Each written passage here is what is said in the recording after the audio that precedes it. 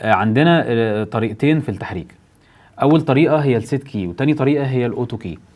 والافضل هي الاوتو كي، عشان الاوتو كي دي بتديني فرصه ان انا استرسل في التحريك بتاعي، ما احتاجش ان انا اقعد ادوس زي ما مثلا هوريكم دلوقتي. اكتفنا السيت كي هتلاقي العلامه بقت لونها احمر على الزرار بتاعها، وكمان على التايم سلايدر وعلى اي فيو بورت احنا نقف عليه.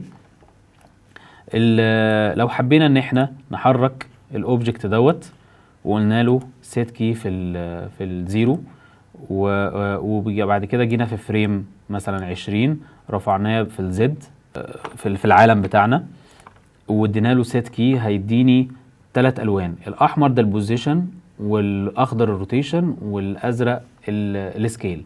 وهنلاقي في قائمه الانيميشن هنا ان الكيز اتعمل لها كرييت لان دول الغامقين. انا لو حابب ان الغي اي حاجه فيهم هدوس على ديت عادي جدا، ممكن ادوس كنترول زد عشان اعرف ارجعها تاني. فهتلاقوا ان انا لازم اعمل سيت كي، لازم ادوس على الزرار ده بعد كل حركه اعملها.